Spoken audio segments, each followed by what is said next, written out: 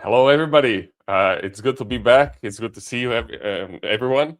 Good morning, good evening, and good afternoon, wherever you might be. For me, it's good morning. We changed our clocks this weekend, and I think I'm at that age where I started to feel it. You know, when you change your clocks, which is a bit of a sad thing to admit, but here we are. But anyways, I'm super excited about today. We have MEPAIA to show us what they can do. They've shown me a small demo, like a short demo of like 3 to 5 minutes long, where you can, with your natural language, you can control what can be modeled in Revit. I hope it was a real demo. We're gonna see that today. I see the guys laughing in the background. Anyways, I just wanted to show you something very quickly. So if you're an architect, an engineer, a construction professional, and you're wondering where do you even get started with AI, maybe you're enjoying these demo days, maybe you're enjoying our LinkedIn posts or our AEC AI Hub, which is completely free. I'm pretty sure you will enjoy our courses. So we have 2 courses, and our flagship course, Mastering AI in AC, is launching next week. So 18th of March. I just want to show you quickly what you're going to get inside. It's a long course which we update all the time. We start with AI for productivity, teaching you how to save 10, 12 hours a week. Then we continue with all the resources, all the trends, what's the context you can get from within the AEC and AI. Then we go through theory, practice, BIM and data. Then we get to the real deal of AI and architecture, everything from tools to workflows in engineering as well, in construction too. So this can help you get a clear picture of what's going on in AI, and it can be your one-stop shop. This is at least our goal with making the course. We constantly update it, and probably one of the favorite chapters is this one, AI implementation, where you can learn how to adopt AI within your firm.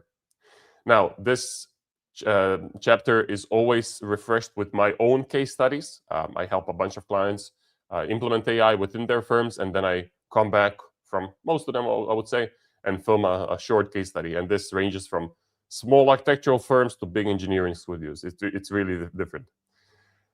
Anyways, there's also a bunch of demos here and so on and so forth. But this time around, this is the last time we're launching this with a lifetime access. So if you join, once we launch on March 18th, you're going to have 2 weeks to join.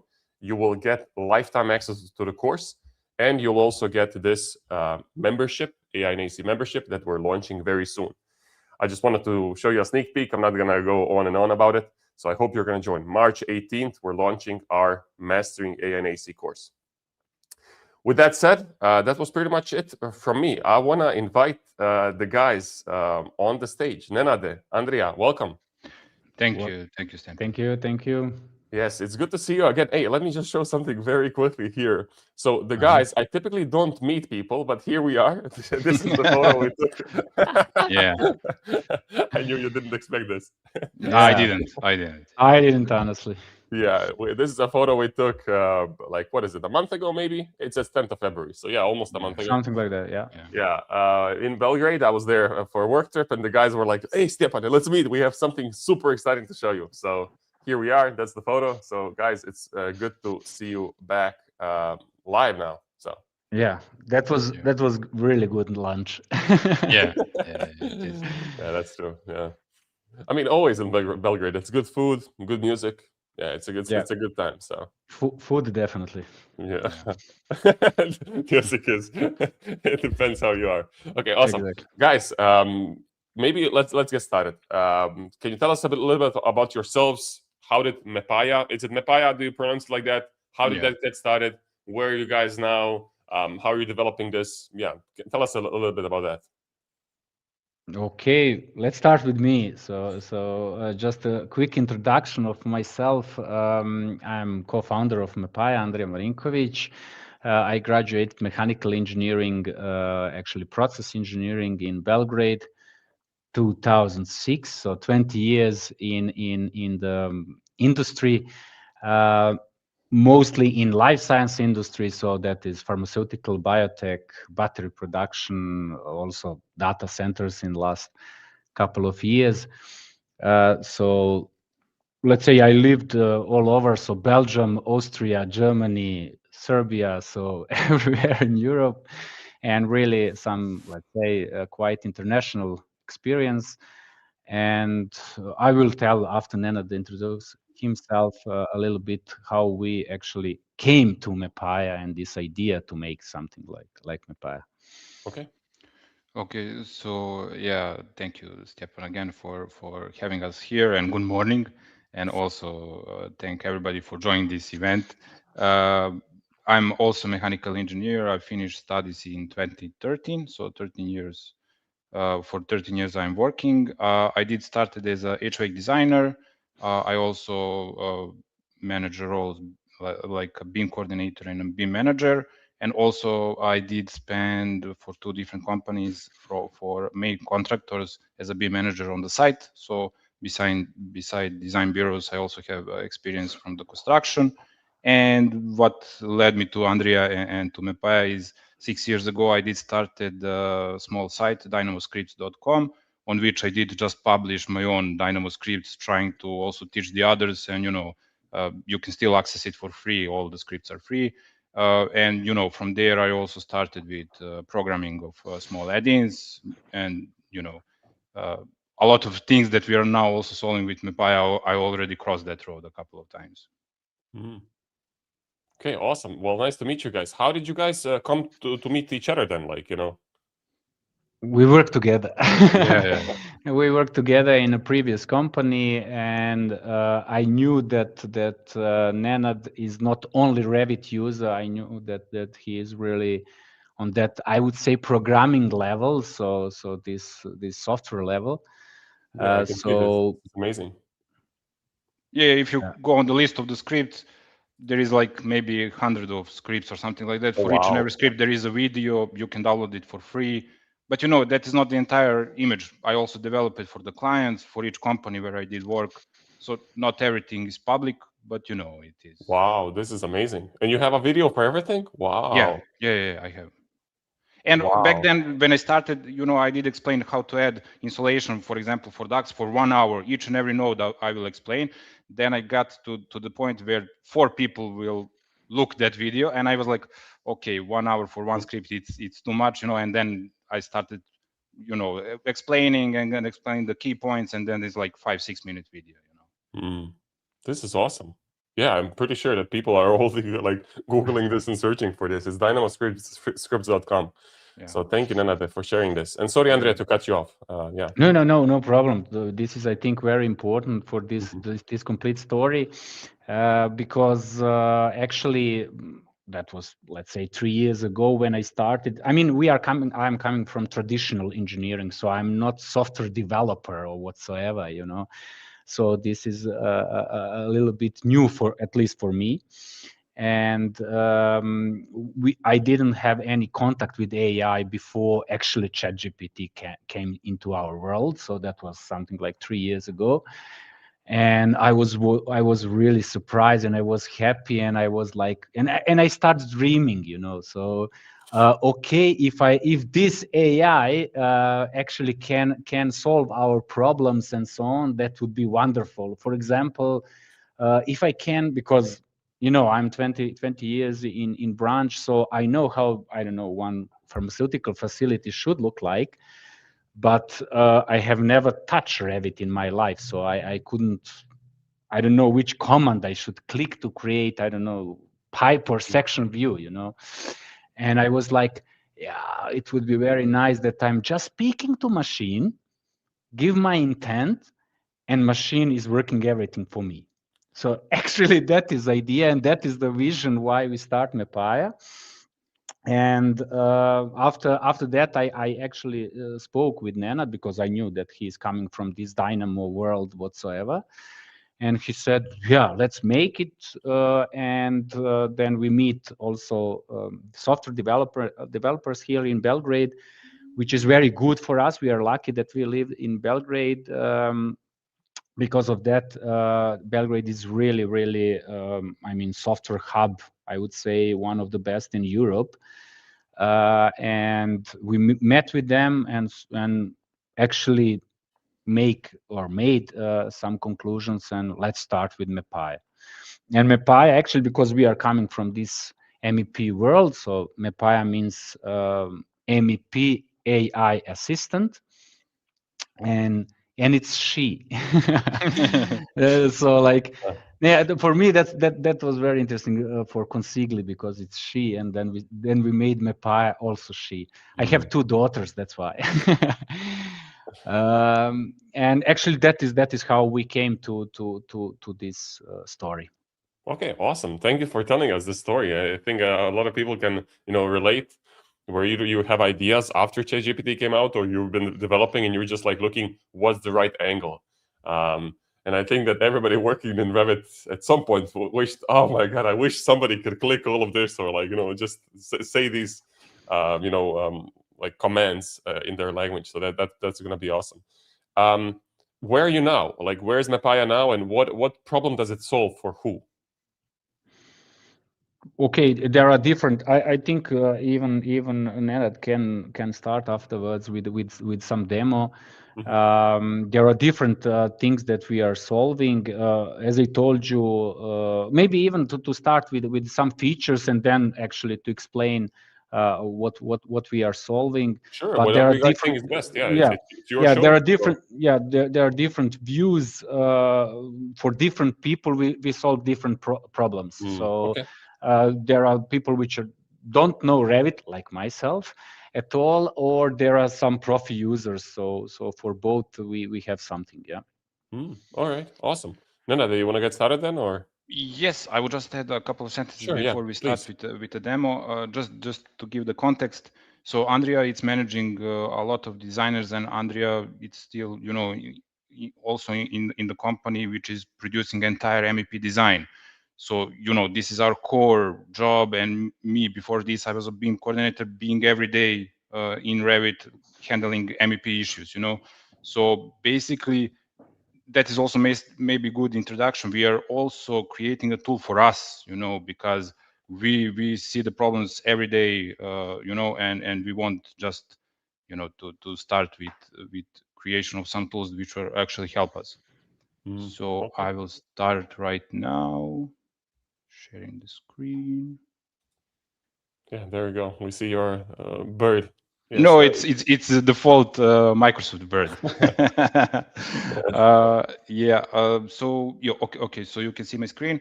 Yes. I will just so because we will start with the very simple things, and then we will gradually move to the complex things. Everything which I'm showing, it's a live demo, so maybe something also will not work. But if some of those couple first things are looking too simple for you, just bear with us until the end of the video, and you will see more and more complex things. No, I would just like to say, so before you get started, like, feel free to take your time, explain this to us, because we've never seen it. Yeah. We want to learn what this is, what it can do. So just take it slowly. Don't worry, man. Yeah. And also, if you have any question, or if anybody have any question, we can deal it immediately. Awesome. So guys, please write your questions, and then we're gonna take them live on the screen. Okay. Yeah. Awesome. So basically, the first thing that we want to show is actually because our tool and the vision is that basically we will fill our tool some inputs, and our tool ultimately must be able to produce concept design and basic design. And in order to get there, we must start with some small things which will then create some path. We are building MEPAIA in a way that, okay, right now on the market dominant tool, it is a Revit, but we are also creating a tool in a way that, okay, if tomorrow we have some another tool, we are basically working into the modules. So we are creating the tool to understand how to create a duct, pipe, cable tray, and so on, to perform the calculations. So tomorrow we can also connect to some other platform and use our own knowledge and our own tool on different platforms. So right now, the idea is that you will install our tool, and you will access it from Revit. You will also have the icon on the desktop, but you can also go to the add-ins part and start MEPAIA. When you start MEPAIA, you will see the windows like this. And like the first things that we wanted to solve is how you will communicate with our tool and how the things will be done in Revit. So our first intention is, and Andrea likes that feature a lot, is to use voice as your intent to tell Revit what to do. And there, basically, MEPAIA is a bridge. You know, on the one side you have the natural language. It can be voice, but it can also be a prompt. And then our tool will take your intent and try to do and finish the job into the Revit. And you know, over here we are basically saying that we can support all those languages. Basically, you want to enhance a little bit chance that our tool understand you and to find a path to do whatever you want to do into the Revit. So by default, is it just possible to zoom in a bit zoom in a or bit. expand the window or something? If not, that's okay. If not, because you know, when you're in the Revit and you're doing a lot of stuff, that actually become a problem. And then we have an icon to minimize it. All So, right. Yeah. so actually, you know, it's somewhere else and it doesn't bother you. Okay. That is, but No, I just you know, wanted to show so it's visible what's said, but it's fine. You're Okay. walking it through nicely. Yeah. I think when we start with commands, you know, it will be visible. It will be better. So the first things, I prefer using a prompt, and I would like to start from there. So for example, I did just create new project, and I use Autodesk default. Later, we are also using some real projects to show you calculation and to show you some advanced things. But you know, you can at first we will go with the prompt and everything else will go with the voice. So I can say over here from this folder, load file architecture, because we are MEP, we will use structure and architecture as a link. Of course, if you have a desktop connector, you can also go to the desktop connector and go from there. But we also want to do things in the sequence. So we don't want just to load architecture. We want automatically to turn on something which is called room boundings and to automatically create spaces. So turn on room bounding and create spaces. And is this necessary to be written every time, or you can just like open a project and then open MEPAIA, or like how does it? It is not. You can also, you know, because I'm telling to the tool to go to the specific location and to load specific file. I think for this purpose, the text prompt is better. But we will start now with the creation of the pipes, cable trays, and everything, and we will go with the voice. You know, so in other words, you're saying you just need to have some orientation, either spaces or boundaries, something to orient. Exactly. And yeah, I didn't tell, but Andrija will tell more, but we are planning to release this tool to the public very soon. So in parallel, we are also building the documentation. So if you're not sure how to call some command and how to say to grab some feature, we also have some help documentation which will help you with the tool. Yeah, and you know, from here, I would only extend this window if something is not correct in order to understand why it's not correct. But over here in sequence, it did load the file, it did turn on the room bounding. That is some type property which you can find on the link, and automatically from rooms it did create the spaces. Okay, awesome. Thank you. Yeah, Andrija, you want to add something on this point, or should we go to the routes? No, it's your stage. Show us the magic, man. Show us the magic. Okay. And now, Stepan, as you said, now when you want to create some things in Revit, you must have inputs. You must say, okay, go from here to here, or go from this equipment to this equipment. And we are trying to cover every possible scenario and every form of user saying things. So I will also try to a couple of different things just to show the possibilities that we have. So now I will try to use a voice. So, okay, please create a pipe route which is 50 millimeters in diameter and in elevation 2.8 meters. I didn't specify anything, so in case where you do not specify the location, the tool should prompt you, okay, choose one element and the other in order to tell him where to go and how to create it. Oops. Okay, let's try again. okay, please create a pipe route which is 50 millimeters in diameter at elevation 2.8.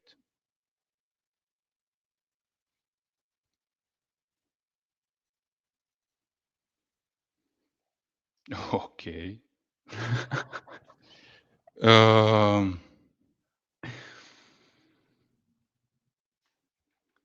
It did understand the command and it says it's done the command, but give me just a second. Let's try to run it again. Yeah, don't worry, man. It did understand the intent, but it didn't execute.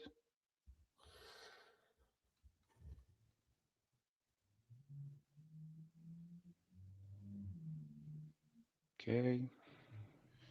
Okay, please create a pipe route which is 65 diameter at elevation 3 meters.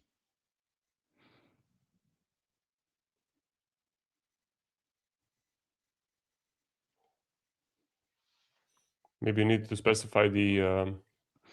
Yeah, maybe there's he, a comment. he wants exactly to do what he but nevertheless, let's go from the object to object. There's a comment on LinkedIn that says maybe it's the view range, which is difficult in Revit. So. No. It must prompt me of okay. Let's try to modify it then. Okay, please create a pipe route from space 7 to the space 32 and finish in the space 29.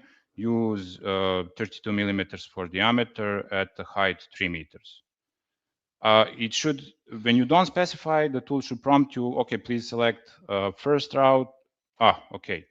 So something happened with the pop-up dialog because when you don't say from where to where, it must prompt you, okay, select the element, select the first and the second elements, and then it will recognize I must start over here and I must finish over here. Awesome. And because this will be valid for people who create the pipes, you can have in your template 10 different pipes, which are usually different materials, and you can also have number of different system types. So over here, because you didn't specify in the prompt, it will ask you, okay, which pipe type you want to use and which system type you want to use, and you click OK.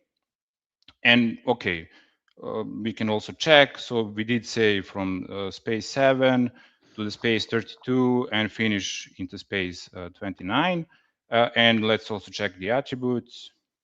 So it is 32 and 3 meters. That is the logic. And then because it will also work, I will show later with the devices, when you have devices connect from here to here. But you can, if we are just speaking as a conceptual design where you just started with the project and you don't have nothing, I think you can use spaces, and that is a good enough tool. Later, in the later stages of the project, you can also use the equipment. And then from here, I will just play 2 or 3 minutes more just to show you what else we can do. So it is a good thing. Usually you don't want to create one pipe. You want to create a pipe rack, which usually have 2 pipes, 4 pipes, 6 pipes, and things like that. So now I can play further. For selected elements, create multiple pipes, add 3 pipes on the left. Distance is 300 millimeters. And basically it should create offsetted routes, and the distance between them, it is 300 millimeters. Then you can say, for example, for the entire route, for this entire route, please change diameters to be 50 millimeters. Because it must also change the parameters. It used to be 32 millimeters, now it's 50 millimeters. Also, you can do with multiple elements. Please change diameter of selected pipes to be 100 millimeters.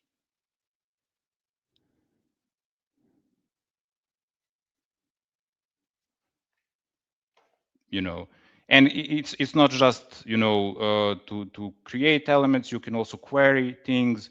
Nenad, how do you know that you should start from 2.8 meters?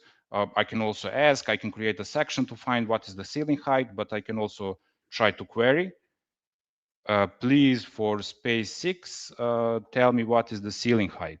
So we are not talking about the space height, because space height by default always would be like 4 meters, but it must actually go to the room, find the height of the ceiling, and it will tell you height of the ceiling. If you want to validate, you can say, create me a section in the space 6.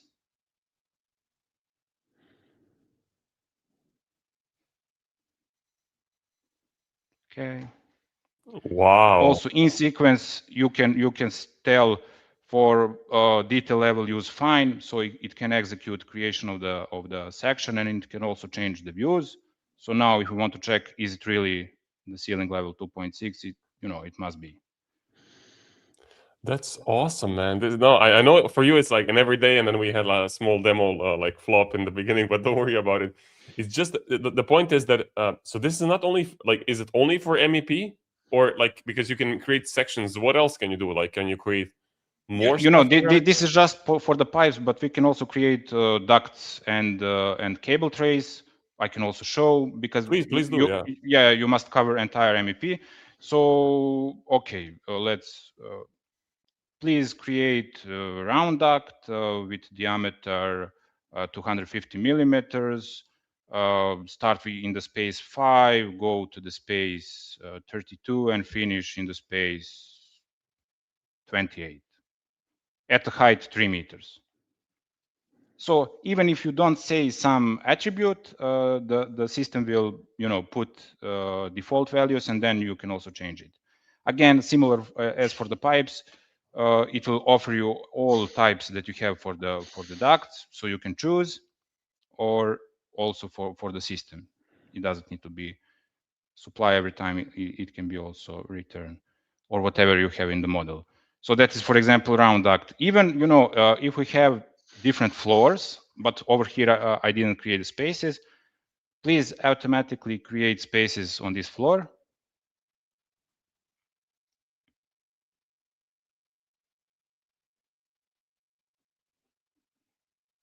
Okay, so we have spaces, and now, okay, I opened all the projects, but this is like the ground floor, this is the first floor. So even if we want to create rectangular duct, which is a width and height, and you will have a lot of problem with the fittings in Revit, it must work. So please create a rectangular duct, start in the space 53 and finish in the space 10.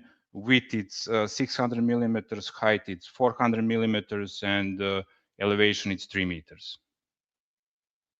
So because that is a real thing, you will need to cross the floors. Does it also work in feet and inches? For calculations, yes. So we have pressure drop calculations, and we did test all possible units. It will also work at the moment when we release this product. We will also test it in all units. It must work. Then that is a very small thing to cover. For calculation, I'm 100% sure that it works already, but for this, we will need to test. And calculations we're going to come to, right? This is not the whole... Yes. I so have this just is just a question. Yeah. Sorry to jump in. So one thing is to create. Is there an option to like move stuff after you create it? Absolutely. So for example, I even though I didn't create all the elements, for sure I did create some collisions. So we can say, or give me just a second to create some please go ahead, cable tray. So I just want to show this is some mechanical equipment. It doesn't matter. So just to show that it must work, if you have some equipment and you want to create some installation, it must also take them as an input. So please create a cable tray route. Width it's a 600 millimeters, height it's a 50 millimeters, and elevation it's 2.8 meters. And because I already selected elements, he will understand them, and he will took those elements as an input. Again, which you mean cable tray? She. For me, ChatGPT is he. So well, this is MEPAIA. It's different. So, yeah. Okay. Awesome. And for example, please create a section in the space 33.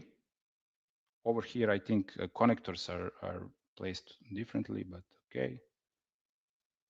So even though we say it is a concept design, for sure we did with this kind of creation, everything is on the same level. But even if we have some situations, for example, I did select some pipe right now and I want to move it up, please move selected elements 300 millimeters up.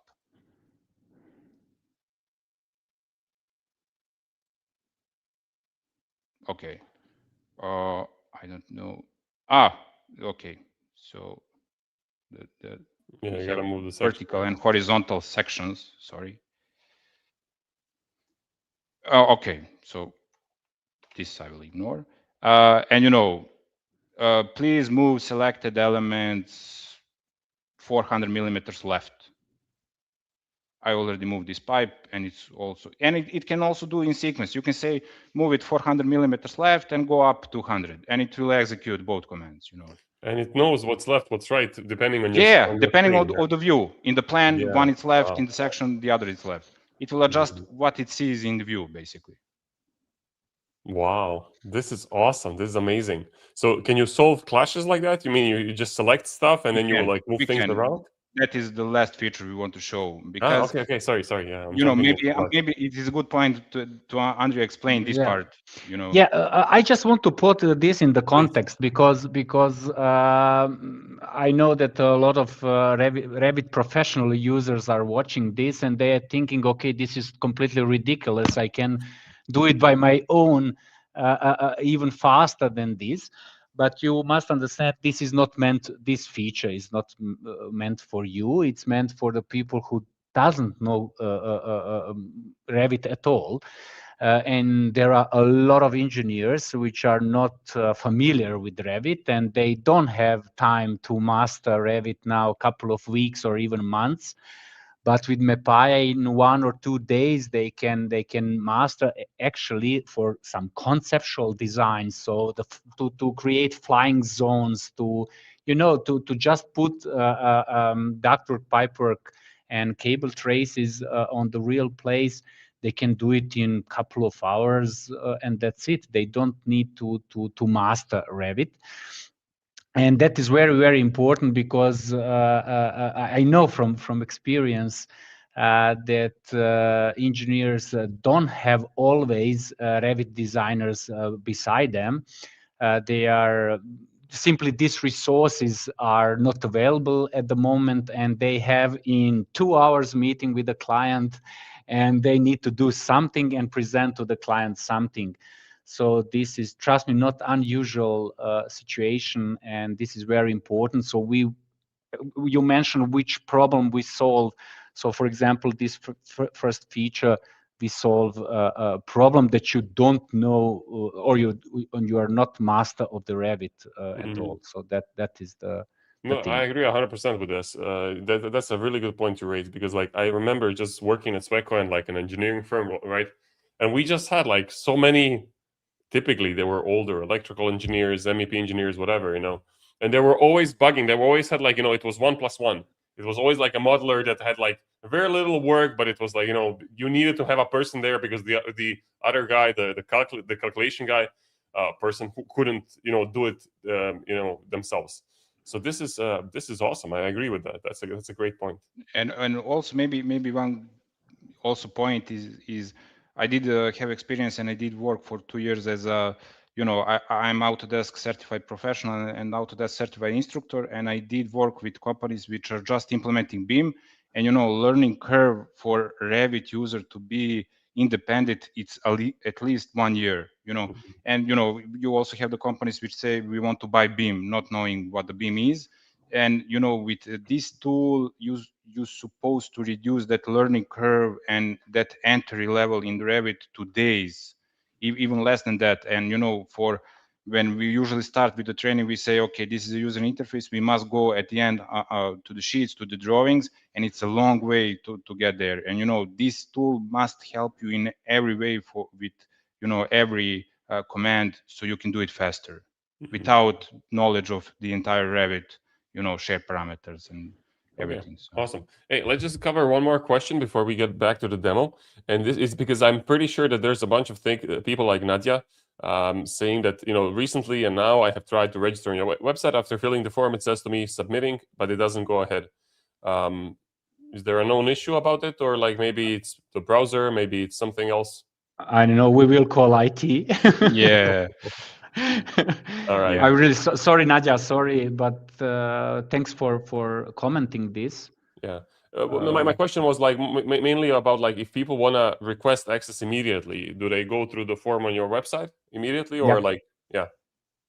Yeah, there is this request form, and they should fill it out, and that's it. Normally, they should receive the email that they are registered. Yeah. Let me pull it up. Normally. Okay. So this is your MEPAIA.ai, Yeah. right? Yeah. Yes. Immediately on the right, you can request an access. And then you request access there. And then this form is what Nadia says, it doesn't work. But maybe it's just the browser. Maybe you have like, like this ads and trackers blocked. Sometimes that helps. But please check and then let us know back. Yeah. We Thanks. will for sure. Yes.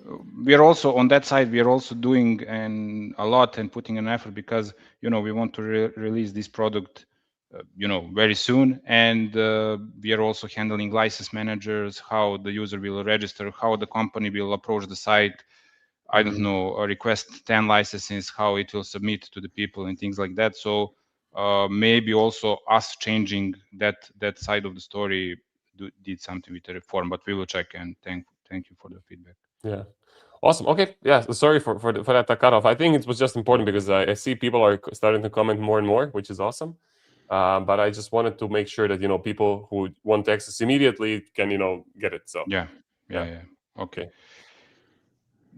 Now I'm still sharing, right? Yeah. yes, Okay. yes. I Okay. just pulled it back up. So Okay, so when we say okay, those things are very simple, and okay, the experienced Revit user will do it faster. That is true.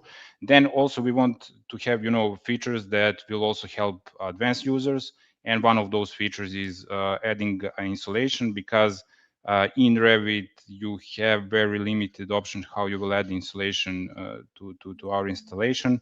And also over here, we want to use additional features of the tool, and that is image recognition. So over here, I will let me show. Please select all pipes, and then I will basically create a snapshot. So it did select over here for pipes, and then basically we are using this file to teach basically the tool, but I also created an Excel. So if you want, anybody can type some numbers and we can run it as a live test to check, to validate. I did select and unselect the pipes. So please select pipes.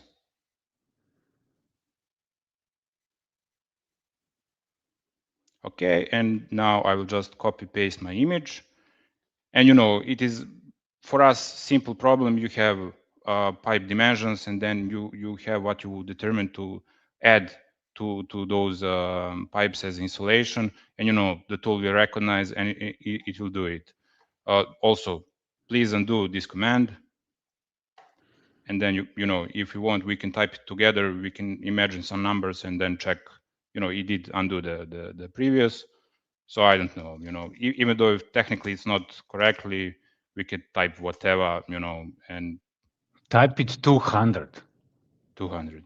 Just to be clash. Okay. So, and again, let's create a snapshot.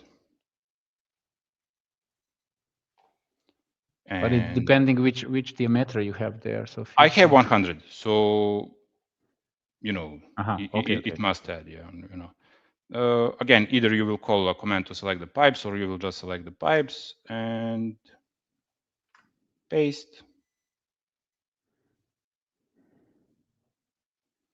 It's ridiculous, technically not correct, but it will work, So, and, when we show, maybe we said on the beginning, maybe not, we did have our own internal proof of concept, and we did have some things which are showing also today.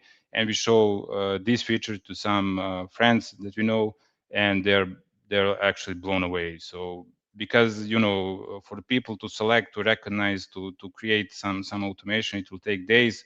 This is just you have an input, which is an image, PDF or something. You will place it and he will do it. Actually, our vision is exactly what Nenad mentioned. So our vision is to feed MEPAIA with documents, and on the end to have the final results. So what do you mean feed it with documents? Like documents of like every single input what you need to create completely facility, and then poof, and you get the facility. I know that this sounds like science fiction to you, but it will be possible. I mean, not in 6 months, not in 1 year, but afterwards. Yeah, listen, what you're saying right now is like what you're showing right now. It also sounded like magic just maybe a year ago, and here we are. So I think that you know, having the big vision and like actually working on it, it's not something we should joke about anymore in the AI age, in my opinion. So No, definitely, this is something where we want to go. So yeah. Actually, the bottleneck at the moment is for engineering. The bottleneck is tool, and with AI and this, what we want to do is actually we want not to have any more this bottleneck. So I know that Nenad will not agree with me, but simply Revit knowledge or Revit skills are not some special engineering skills. I know that that some people are not, but simply we want actually what is in the heads of engineers. That is what we want to have in 3D model, in calculation, in tender documentation, and so on. And actually, at the moment, we have a bottleneck because we need to click 1,000 comments per minute to create something. And this should be just like that. I agree with you. I agree 100%. I think that, as you said, a tool is a bottleneck, because I think that where we're heading to is more like a vision of like what Spatial has. So instead of like, because you every day you go to work, you're putting knowledge in. You're not putting like tool command, like essentially you're like, you know, you need to put tool commands in. But whether it's gonna be SketchUp, Revit, ArchiCAD, whatever it's gonna be, you're kind of limited to that software. So like I've seen it's in real life as well. Like we would have done so many more designs if the tool allowed us to do that design, right? Or whatever it is, you know, we were just limited by the tool. And I think we're slowly moving away from that. So I really like that you have that mindset, and that you're not like stuck, hey, it's Revit only, Revit's gonna be here forever, and so on. So no, sorry, Stefan. I agree. I just think that knowledge of the, you know, any platform or any software will help engineer to also understand the effort which we need to put in order to create drawing, essentially, you know. And what I also wanted to say, you know, the platform that we are using now, you know, it is Revit, and I think for a couple of more years, Revit will either be open source and use the platform to charge you by the tokens, by the subscription or something like that, or, you know, the market will give us some another platform which, you know, we will use for design. And you know, our idea is, because MEP it's entirely setted discipline by the rules and the standards and the workflows, and, you know, AI it's imagined to do MEP. You know, we know on each and every project with what inputs we need to start, in which phase we need to have what, and, you know, what is the product. We are not, just to say, we are not trying to eliminate designers. I think this is, you know, even if you try to calculate something, it's easier with a calculator, you know, and this is supposed to be the tool like that. And we hope that we will unlock, you know, this tool must create concept design, must create basic design, but from there human must take over, you know, and you will be responsible to check that and to prepare the design for the you know, construction, basically. Yeah, So I like that mindset too.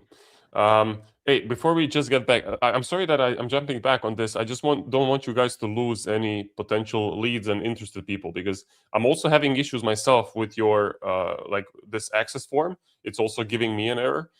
So what should people do if it's giving them an error? Like, is it info@mepaia.ai? Is it Yeah, like your please write an email.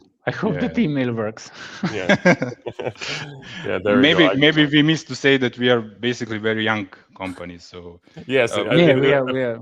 we are trying listen, to solve a lot of things at the same time. So. you should just say you focused on the program, not on the Absolutely, website. absolutely, absolutely. We are totally focused on the product, and I know that marketing is not our, the best thing.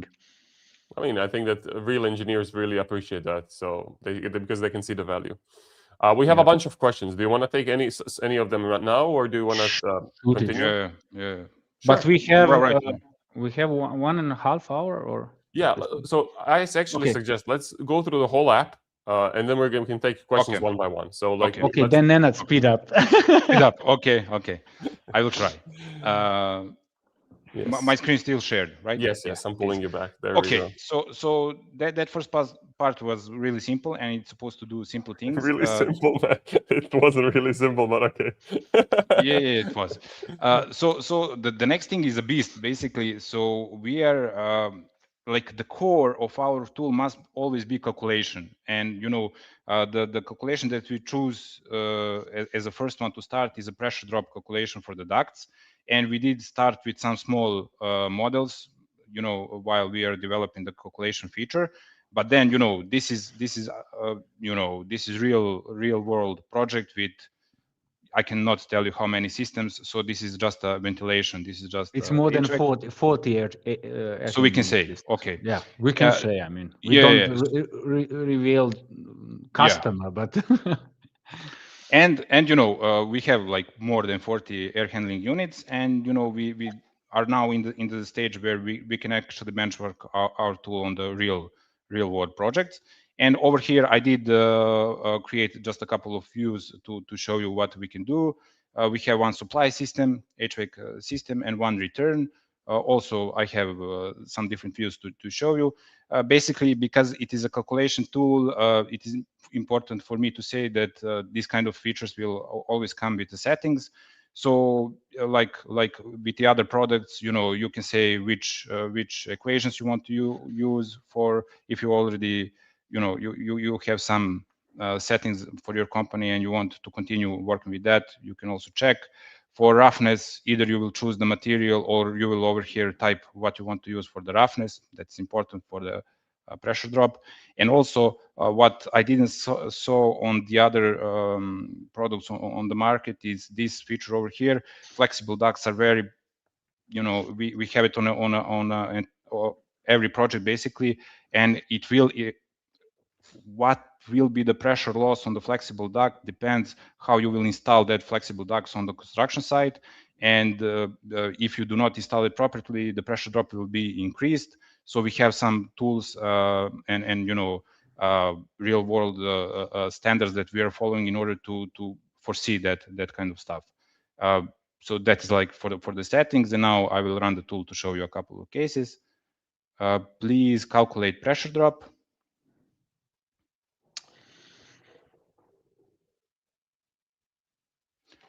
And we can go in two different paths from here. Either if you're interested only for some part of the system and you want to see what is the pressure drop in that part of the system, you can go with this point over here and say this is a start, this is the end element. Or you can say, okay, this is a start element and calculate every route, calculate pressure drop and return me the result. So I will start with this one. And of course, because over here, we are hitting the Revit limit. Revit will give you for the pipe systems freedom to pick the temperature, but for the Luft canal, you have only one settings in entire Revit, and you must type one temperature. But of course, for supply and return, it's not the same temperature, and that also will affect a lot pressure drop. So let's try to calculate for every route, and let's use 18 degrees. When you want to calculate entire route, it is important to pick first element, and from there, the software will calculate every path. And I should have also prompt for the report. Okay. Let me just. So this is our report. Over here again, like advantage to the other products on the market is that in the view where you are, the tool will create a critical route. So you will not waste your time to find which route it's a critical route and which route have the most or the biggest pressure drop. So immediately over here, you can see over here, because now we are calculating every route. So for each and every diffuser over here, we will calculate the pressure drop. And over here, the report says, okay, the critical route and the route with the biggest pressure drop is route 32. So you can jump then 32. Of course, you have trillion of pages, and with even bigger systems, you have more and more pages. And we want to show you all routes, all elements, so you can easily switch back to the Revit and check if you find for some element very big pressure drop that is not what you think it is a valid. Over here you have a Revit element ID, which is again something which we have, and I think others don't. So if you want to validate this element, you will pick up the element ID. You will go to the Revit and you will search that element and try to see what is wrong with that element. And that is maybe one show of the tool. Of course, it works for the returner as well. But let me also show that feature when you partially want to see what is the pressure drop. Please calculate pressure drop. So if you didn't develop entire system yet and you want to see for what you have right now, what is the pressure drop, you can also do it. So we are going over here with start and end elements. Please select start element. We can say, okay, start from this branch and then go to this diffuser. And of course, the system will find the shortest path. It will took all the elements from start to the end, and it will calculate pressure drop. And now, you have, because I did run it from the floor plan, you have the image from the floor plan. And of course, you have now one route, and for that route, you can check, all the results. Maybe we don't need to show return error. Or what I'm curious, like you're showing us features, but maybe Andrea, maybe you can speak more about the benefit, like we can understand where this can be used, and like maybe you already have some early testers using this. This particular feature or generally MEPAIA? I think this particular feature for now, and then we can talk generally as well. This particular feature at the moment we tested on the 200 million euros project, because we are, as Andmar, we are involved in that project. And we compare it even with some, because we are using BIM and BIM softwares already, I don't know, almost 10 years. And we compare it with the best products on the market, and we saw that the results are completely, let's say, in the range plus minus 2%. But we have this advantage that we used these products, and we know which problems we have with these products. So we solved actually that problem. For example, this small picture where you see what is the worst critical path. Yeah. We need to create in Revit manually now to put in the PDF of the product that we were using, and that was time. That takes time. Also, there are some advantages that we are working on, because some products on the market doesn't recognize. For example, you have the plenum where you have the fresh air connections. So you have, I don't know, 10 makeup units which are all come to the same plenum. So this is something which can be from our tool recognized, and it will really calculate only a drop pressure for every single air handling unit and not for the whole thing. I mean, there are a couple of things which we actually make it better than the products on the market. And I'm this product will be from April available, so people can test it. They can run it, test it. They can give us feedback. Maybe they have some good suggestions what we need to improve. So this is also, feedbacks are always welcome. And so let's see. No, sorry, you just reminded me of why I love this show, man. Because like I typically like sometimes there's people who are like, or like founders who raised millions of like dollars of like venture capital. They know exactly what they're doing. They know exactly what's next, and so on. And then there's people like, don't get me wrong, like yourself, who are bootstrapped. You put your own money behind it. You saw an idea. You decided to pursue it, which I really respect. And then you're just like, okay, we built it so far. We need feedback. We need help to what this can become. Like you have a vision, of course, but like you need input as well. You're like, or you're open to it. Let's say. Absolutely. So I think that's awesome. Also, we are in the in the industry. We know with my, I didn't say my primary business is actually engineering company, and we are working all over Europe. Let's say with the big our customers are actually big engineering companies which are working then for every famous, let's say, pharmaceutical and biotech company. And actually our we have certain already agreements with the companies, so they will also test it, our products and so on. And also, I mean, we will not reveal everything what we have. That is normal today, and we have really good ideas, and we will reveal that with of course investors and these future customers actually of MEPAIA. So, and we have really good stuff. Let me understand, can you use MEPAIA today, or you're launching in April, you said?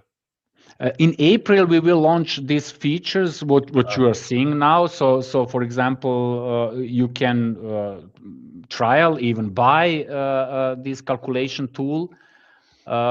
And this is something which we want to have on the market already. So we want that market already sees us, that we present ourselves, and from April on, we will, of course, make some new features and so on and be better and better. And that is the idea. Yeah.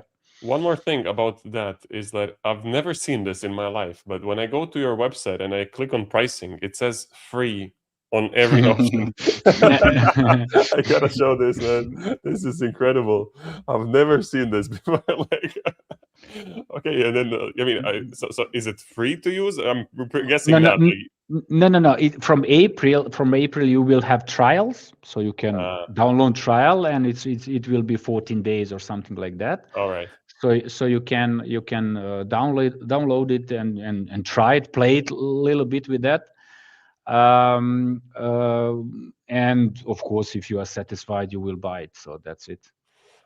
You know what I love? I love how you guys over-optimized for the product, so the product works, and probably a bit under-optimized for the website and the launch and so on. So don't get me wrong, I think it's awesome because I see that you really love what you're doing. So I think that people realize that as well. I just know, like, to run like a business successfully, you need to say, this is the date, this is what we're launching, this is what it's going to cost.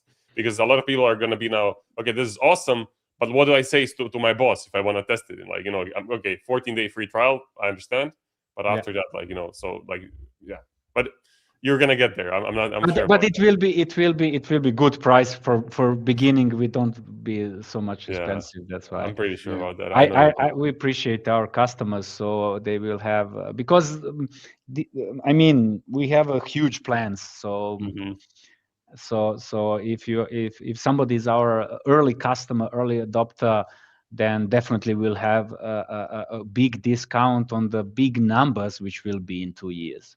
Okay, awesome. Hey, let's take care of some of the. Nenad, do you have something else to show, or should we take care of the comments? No. I have two more sentences just for this vision, because when you say why do we need this feature, in order to finish with the basic design, you must perform a pressure drop calculation, and also in that grand vision, when you just did place some provision for voids, you have some big pipes, big ducts, big cable trays. Now you need to have calculation which will actually reduce the size to the actual size. So you have like rough placement of the routes, then you have calculation, and then you have proper design. And I have only one feature to show you. I promise Mhm. I will be quick. You don't have to rush. It's just for me to let me pull you back up. Okay. Go ahead. I'll say later. Don't worry. So this feature is now what you basically ask on the beginning. Can we also maybe resolve the collisions? And creating this kind of tool without creating routes that will immediately avoid collisions, I think it's stupid. So this kind of tool must create a route which will automatically avoid things, because placing the collisions is just giving, for me as a BIM coordinator, if I don't have a collisions, basically I don't have anything to do. But that is just again and again and again same story and same issue to handle. But let's see this and you will have a sense. Please create optimal route. So basically I have over here two examples to show, one with the pipe and one with the duct. And it says select the first element. Okay, select the second element. It seems very simple, but you will see that actually that is not the case. And now we are trying to create optimal route. Optimal route meaning I want to get from the point A to the point B without collisions. I have some mathematics behind. I'm calculating how many obstacles I have. Do I have penetration through the wall? If I have, how many of those penetration I have? Do I have bending of the installation? Because that will cost you money, Yeah, also as a fallback, I'm also calculating, do I have collision or not? Because especially in pharmaceutical industry, you have a lot of installation on a small space. So sometimes you will need to create a collision, but if that is a pipe with a slope, the others will need to move. So in some specific areas, it is also allowed to have a collision. But we have our own cost. This is not like this is $27 to make. No, we have our own cost in the back end, which actually calculate 200 optimal routes, and it will show you a couple of which he did choose, and then you can play. You can say, okay, so this pipe can go over here. Now this is a graphic interface to show you what it wants to avoid along the way, but then you can also maybe choose some different routes that maybe are technically better, more expensive, but it will be easier on the construction site to perform that kind of routes. And also if you pick something which is not good for you at the first place, this route will be created, and it is automatically going away from the obstacles. But then you can also say, okay, I don't like this. I think maybe the other route was better. It will undo what it previously created, and it will create a new route. Similar for the ducts. You can also start the command even without call it with the prompt, select this, select that. You can select the elements and the command will pop up. We are trying to not molest the user. So when you did select the items, we know a lot from those things which you did select. So we did check what is the connector size. We will propose to create a round duct. We will propose the system. You can play. You can say, okay, use this type over this type. But at the end, we are trying to ask you only the things that we really need. And for the user, we will also set up a settings. Sometimes it's very hard to find the route without the collision. So sometimes, you will go to the lunch break and you will leave it PC to find the route. Sometimes it's very easy and quick. So for example, this is the route which is good for our software. But we can also make it a little bit harder. I can say, okay, you did find in this case, but let me put some obstacles over the way. So let's now delete this one and run it again. And it must find some other route because we did block this space over here. Use whatever round.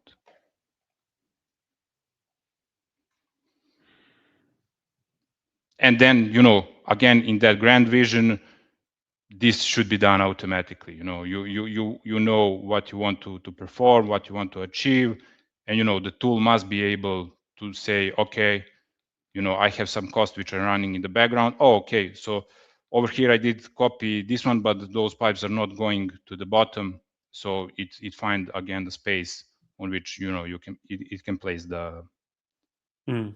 duct, but it's on the different height, and over here it changed the route. But basically, it's gonna avoid, like, it follows rules, so it's gonna avoid. Yeah, collisions. and it's not just following linear rules, because for me, penetration in one wall, it's one cost. Penetration in two walls, it's maybe linear, but from there we are going exponentially because we have firefight walls. So it's not just it's three walls. You're creating a mess. So really, we try to create a tool which will avoid obstacles automatically, but it will also have some good logic, some technical logic to know where it should go. Okay, awesome. Now I'm finished, I promised. No, man, listen, it's again, I'll tell you, it's your show. It's just that I know that there's a bunch of interest, and yeah, let's answer some questions for sure.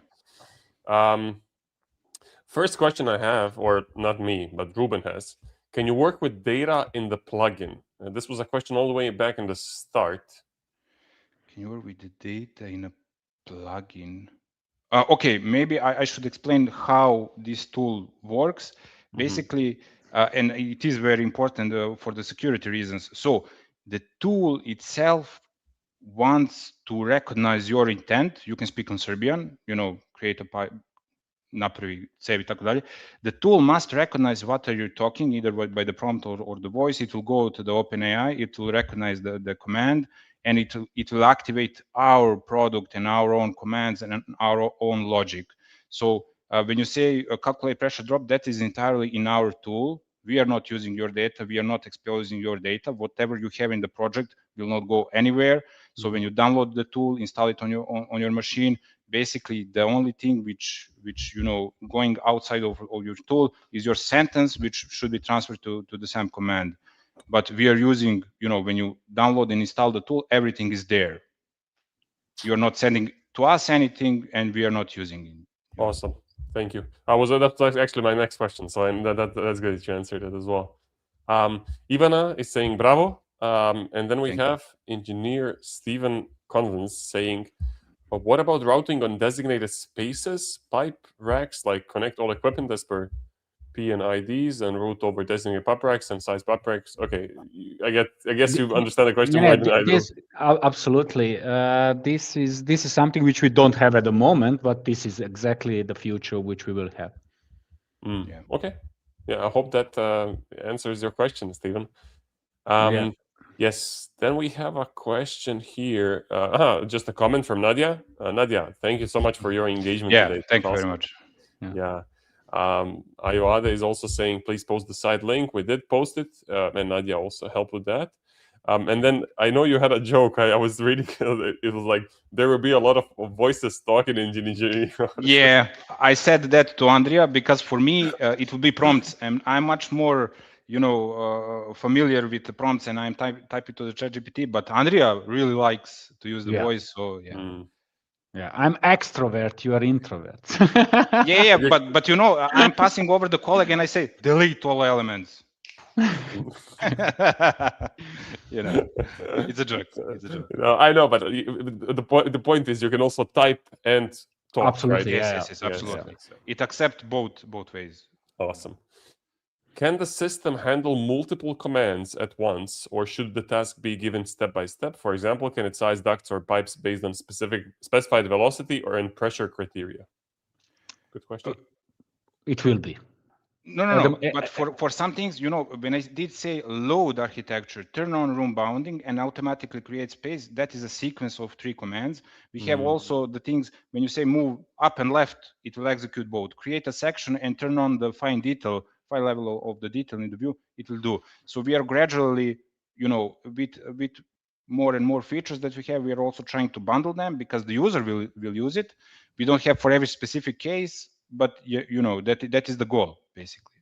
Yeah, but I think his question was something different because he asked, can it size ducts, so dimension the ducts and pipes based on specific velocity and pressure criteria? This is what we show at the moment. Not it's just give me the ductwork with this dimension and so on. But our idea is, as I told you, to feed with inputs and just to have on the end the complete 3D model. Which means then the system must create everything based on velocities, pressures, and so on. And what is very important thing to say, because this is something which is differentiation between us and something which we see on the market at the moment, we are specialize ourselves to industry. So we are not, I mean, we are MEP for everything, but generally we want to be in industry. We want to, I mean, we studied mechanical engineering not to be to engineer fan coils for hotels. So this is so simple for us. We want to work on the complex projects. And when we say MEP, we don't mean only building services, so HVAC, electrical, and so on. We mean also some process utilities, so like compressed air, nitrogen, purified water, so the things like that. So we are more industry software, or software which will be used in industry than for residential buildings. I understand. I also remember you were telling me that on the dinner we had, like that you had a bunch of experience in the pharmaceutical industry, saw the complexities, and you keep working on those projects, and that all feeds back into the tool. And some workflow that we have in such a project, that is something which we want to speed up. I mean, I can speak a lot about that because honestly speaking, Stjepan, since COVID, every single project that we are doing is fast track project. So there is no any more normal project. So we need to speed up. At the moment, engineers are under a huge pressure. Something which was 8 months, the client wants now in 5 months, and these softwares like MEPAIA should make it possible. So that is idea. Awesome, I love that. I mean, I love that you're working on the solution. I don't love the problem, Exactly. but I understand the problem. Yeah. Lamia is asking, hi, it's amazing. Does your tool help automate or simplify the creation of MEP piping connectors? I'm not sure what is the intent. What I can say is, yeah, and we forget to say that about the calculation. We are not creating the tool in a way you will use our tools and you will use our families, you will use our equipment. No, we are creating a tool to use any families, any elements that you have in the Revit. So, you know, what I did try to show on the demo, you know, the route must go from the connector to the connector. It is a piping connector on one side, it is a piping connector on the other side. It must recognize that, it must work, you know. So, and it must work for all families, you know. So awesome. Yeah, and also for example, pressure calculation that you just saw can run with any family, Revit family that you are using. It's not like you need to use our families. Yeah, because you know, other products on the market will say, okay, you will use this, but under these conditions, and you must do everything under those conditions, and only then the calculation will work. No, you know, we know the problem, and it must work for any product. Yeah, I just wanted to say, I think kudos to you guys for opening up MEPAIA like that, you know, and having that mindset, because the world is much bigger than you can cover. Because I see so many tools, like people understand, but like I made this huge database of like tools. There's so many where it's like, it's a company, like it's a service-based company that like does designs, does calculations, whatnot. But then they claim they have like a special tool, but you can only use the tool if you hire them. I'm like, this is such a limited mindset, because the world is much bigger than any one single company or person can handle.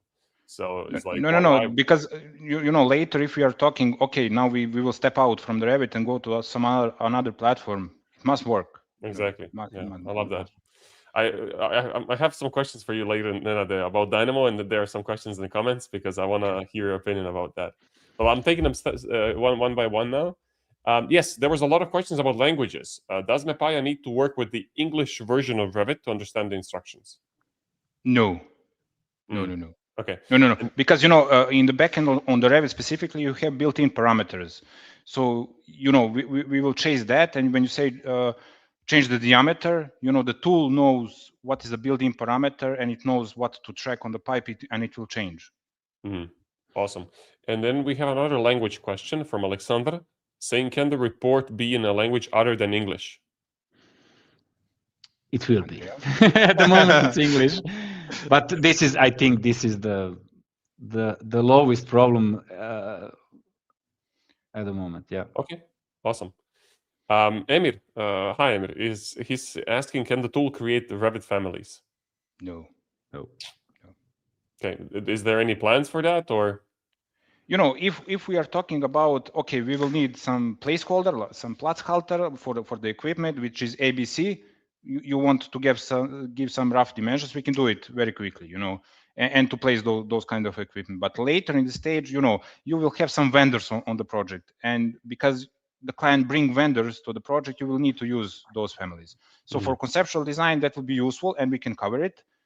It is on the roadmap, but in the later stages of the project, we will create some tools which will say, okay, took this element, but replace it with that one. Okay, awesome. Semi is asking, Semi, I see you also commented on YouTube, but let me cover this comment instead. I think this is it's pretty much the same.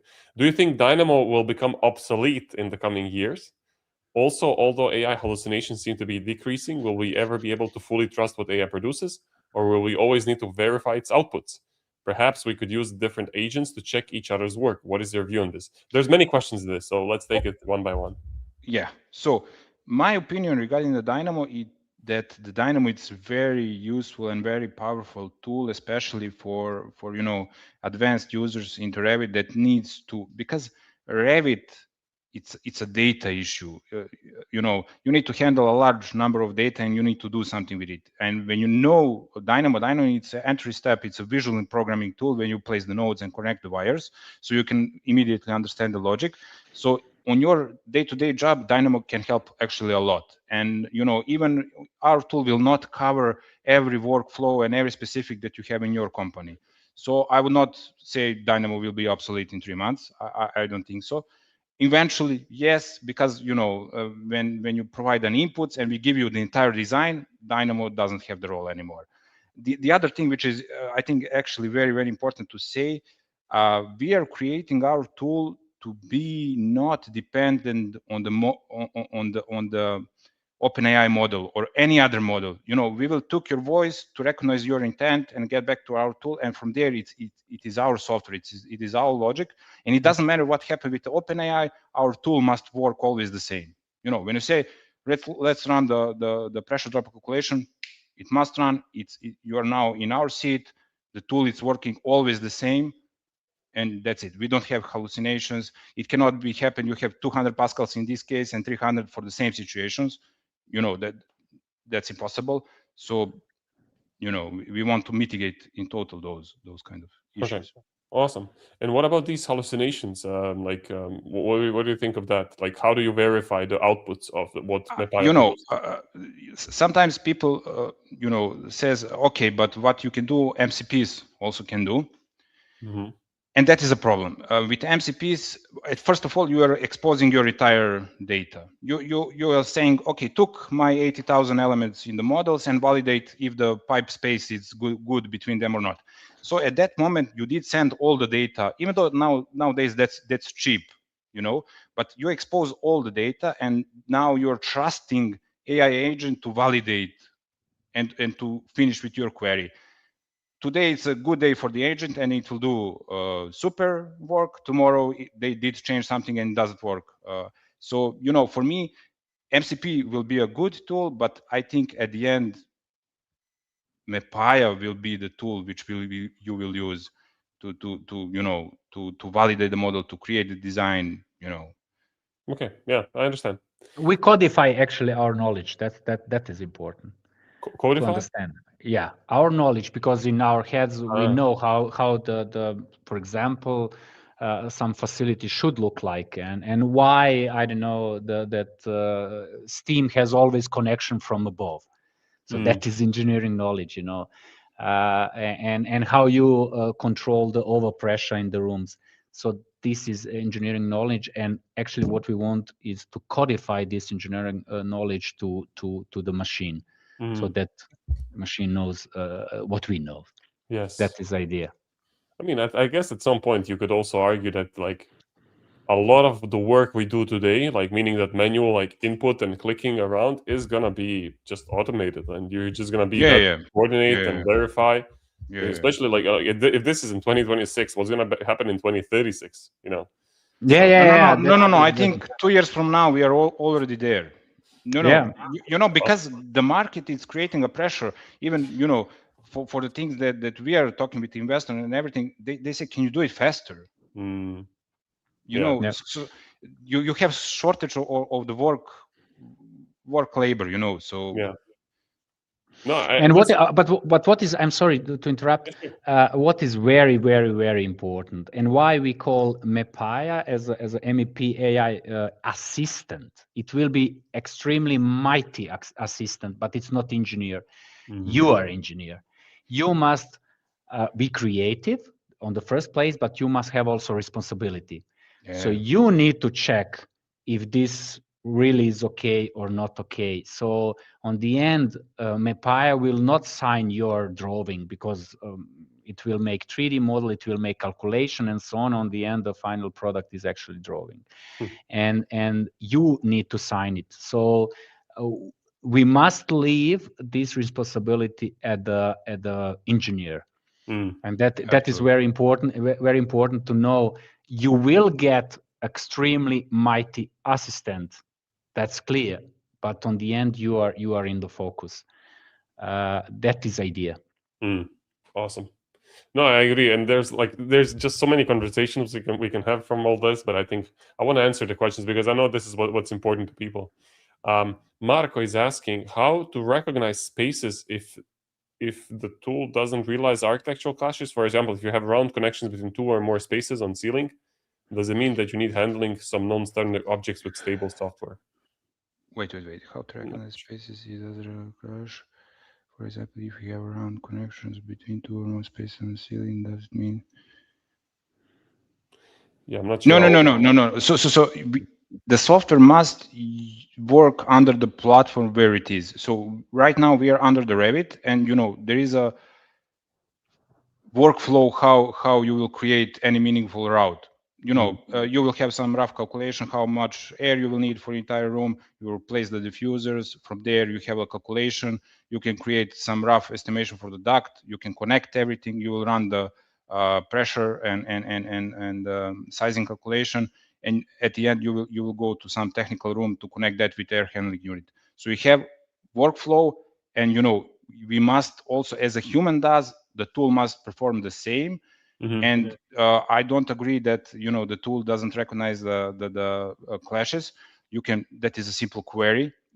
As you saw, so when we say load the architecture, turn on room bounding, create spaces, our spaces are on the exactly same place where we have rooms in architecture.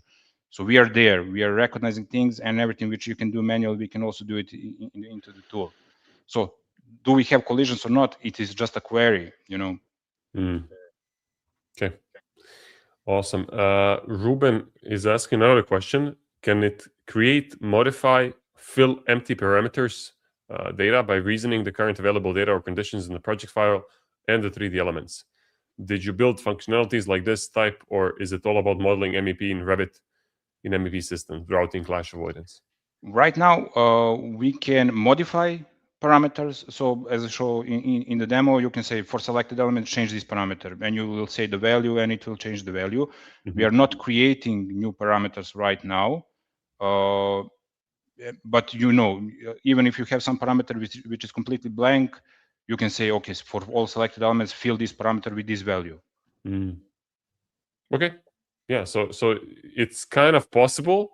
You didn't focus on it. We are not covering everything which is asked. We can modify now. If we already have the parameter, we can fill the value. Or if it has some value, we will override it. As with the diameter, we did have 50. I did say put 100. It will put. If it's blank for some reason, you know, it will add the value. Oh, I was also that's a great question, Ruben. I was also wondering in the beginning, like, how much, because I know you're focused on MEP and the rules and so on, but like seeing you just like interact with the tool is also reminding me, hey, you can create sections, maybe you can create tags, maybe you can create, so how far can you actually do want to take this? So this is interesting. Just do as a thought experiment. Okay, there's a similar question from Dasha. Can MEPAIA interact with parameters from other elements? Example, placing conduits only next to doors with certain parameters. Not yet. That Not yet, I know. Italy. I know that problem entirely, and I did create some Dynamo scripts for that.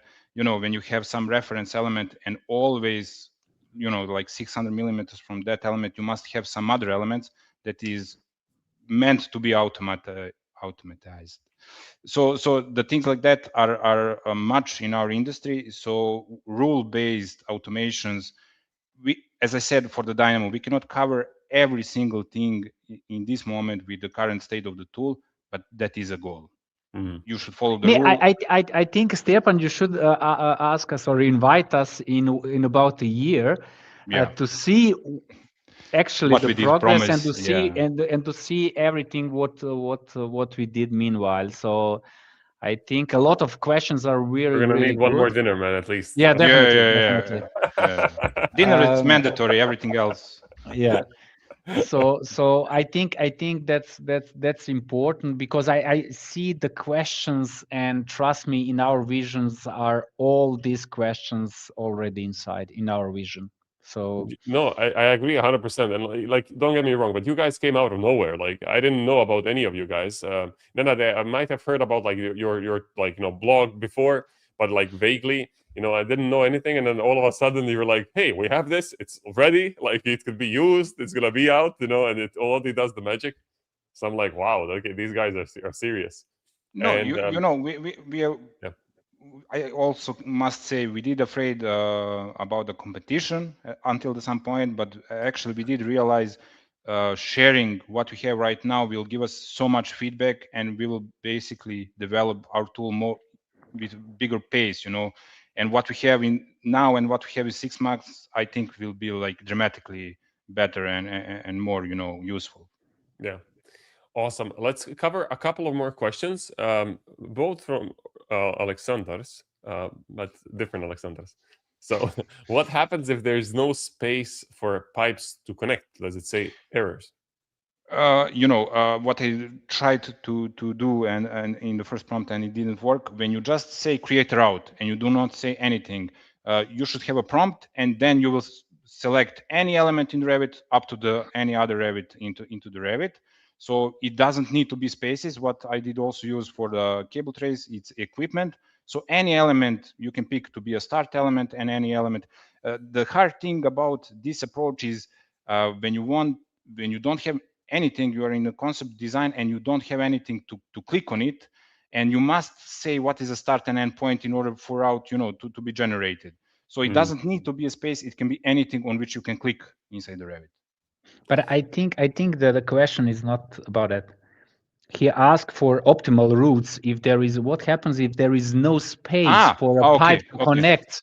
Sorry. So that means no, we have fallback. We have fallback. So even though we do not have enough space, the tool will generate the route, because my impression is it is better to create a route even though it has a collisions, to not go into direction I will not create the route for you. No, I will create the route for you. It will be very expensive by our cost system. It will have collisions, and you will also have a prompt. I did create a route, but it has 2 collisions, and then you need to handle it, because not every collisions, especially pipes under the slope, you must go away from them. They have the highest authority. They are immediately after the floor slab, and they have slope which is limited by the standard. And if you are creating the pipe which does have the slope, okay, it will create some collisions along the way, and the others will need to move. Awesome. I'm so happy that this comment came here in time. As you see from Tedrak, he's saying that there's the request access form, which wasn't working earlier in the demo, is working now. And while Yes, and while you guys were speaking, I actually tested it, and it seemed that it went through. So there's the green arrow. So again, if people want to, yeah, we Bravo, also bravo. have, yeah, we also have Christina, yeah, saying the same thing. So you see, you have a team behind you guys. Yeah, That's awesome. Yeah, No, we have a huge team. Yeah, that's yeah. yeah, that's awesome. And you're so quick to react. I really appreciate that. Yes, welcome to South Europe. it's not working. Let me fix it now. So it's like We will fix it immediately. Yeah. that's awesome. I love that. Let me see. Yeah, one more question, and then I think we can start closing down.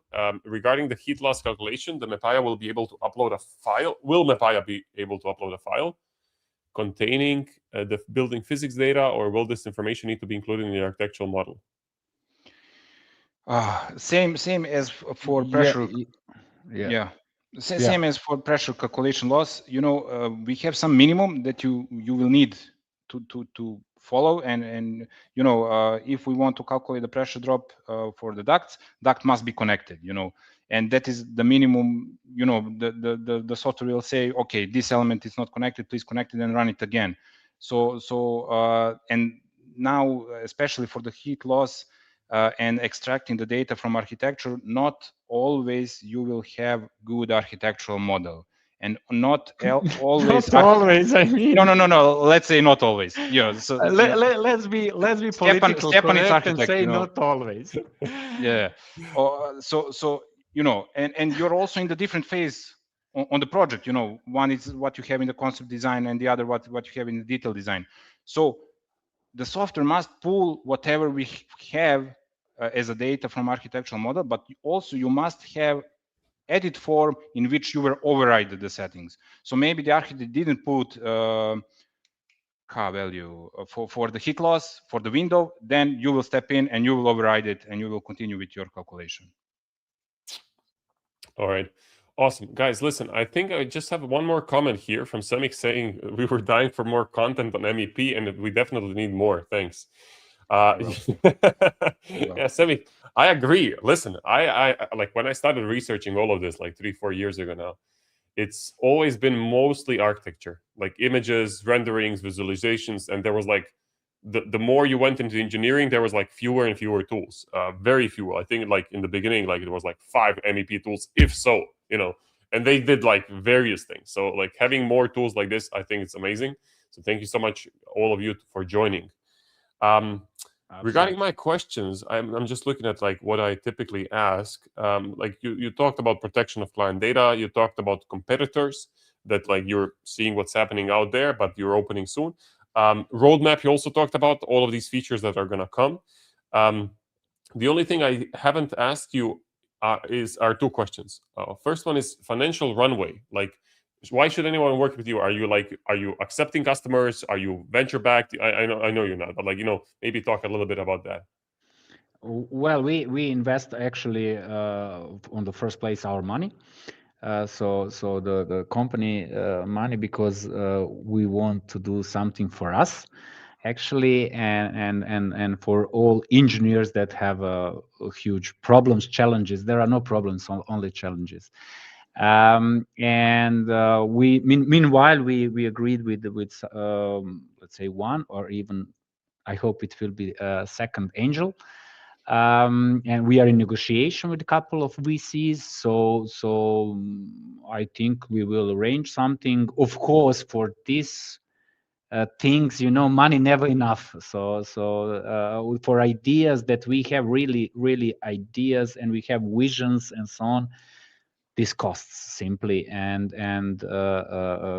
as I told you, money never enough. So if there are some investors which share our vision, which like what we are doing, so you are welcome, of course.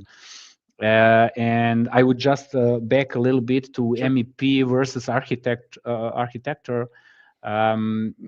Definitely, we are always couple of years. Normally, we were a couple of years behind architecturals, and I know in that time that Revit was used from actually CSA part, and we were in AutoCAD still, and so on. So we needed a couple of years to come to the BIM and so on and so on. and that is what we wanted dramatically to change. And we want MEP now in the front, and that is for us very important. Yeah. Awesome. Guys, it's been like a journey for you guys. Like you've been, as you said, building in stealth, then building like very quickly. Then you found development firms. Last time we talked, like, or a month ago, you were very stressed about all of this, about launching it. Like stressed from the side of like, will the market recognize this? Not from the side of like, is this product good enough? So that was very interesting for me to see. And now, based on what I've seen from the comments and from the testers and so on, I think there's going to be a bunch of like reaction to what you guys have built. But maybe you can just reflect, like a question for both of you. In this whole journey, what are you the proudest of? I know it's a short journey, relatively short, but what are you the proudest of so far? For me, it's courage to start with this, and we, especially Andrea, he has this idea for years, and he would call me every few months to ask me, should we start it, where the technology is and things like that. But we did say, okay, if we're going to do it, we needed to do it now, and we must start, and we are, as Andrea said, putting our own money in this, and we are trusting to this. So I would say courage to start with it. For me, that is, I'm very proud of that. I'm very proud that I'm still alive. That also, yeah. Let me show you. But let me show you one thing. I don't know if people can hear me, but I have this book called, this is like not planned, but you just reminded me of that, The Minimalist Entrepreneur. And basically, why it reminded me. So what you just said is, so like when ChatGPT came out, everybody was like, amazed and so on. And people still are, But then what is it now? Like 2022. So almost like 4 years, 3.5 years went by. And if you start today, you're not the first mover, let's be honest. But that doesn't mean that you shouldn't start. Yeah, absolutely. And the reason is that I also in this book, like, it says basically on page 1, it's like, there's a whole book written, but if you're going to remember one thing, just the start. It's like just that, So I really appreciate that about you guys. You didn't like leave it up to fate or somebody else or Autodesk or whatever company to build it for you. You decided, hey, let's solve our own problem and let's help the industry move forward. So I really respect that about you guys. Simply, we have knowledge. We have knowledge. First of all, we have knowledge of engineering, this traditional engineering. So we know what needs to be done. We are familiar with Revit on really deep level, let's say, and we have good softwares and engineers and so on. So this triangle, actually, what we have is really, I think, the best what we have, and we will make it. So I have no doubt. Awesome. I'm super proud of you guys, and I think you should be proud of yourselves as well. Yeah, because it takes, as you said, Nenad, it takes a bunch of courage to start and put your own money. And I know, Andrea, you were saying that even your parents helped you from their bakery store, shop to help you with funding, which is just an incredible story on its own, man. That's going to be a book one day. I promise you that. Yeah, definitely. Anyways, guys, listen, thank you so much for showing us MEPAIA. I think it's an amazing tool. I really think so. I think it's a tool that's much needed, as we also saw from some comments, for MEP content and MEP tools. Is there anything else you want to add to close out the session? I just really want we can organize this in 6 months, in 9 months, just to compare, because when we agreed about this live event, this was really milestone for us, and it, I think, also made us quicker with the things. And I like this because we did, for past couple of months, we did do a lot, and also it's a good milestone. It's good to have a deadline. Yeah. We have conversation with Stepan. It must work. It must work. Yeah. It must work. And the first thing that you show didn't work. Didn't work. That's just a fate. That's not on me. I mean, yeah. I mean, also the request access form. I mean, I understand, but listen, guys, it's not about how hard you fall. It's about how quickly can you get back up. In my Absolutely. opinion, Yeah. Absolutely. So as Peja also said, like everybody will get a response. So Nadia, don't worry, they will respond to you. I'm pretty sure of that. You know, so you're gonna be contacted.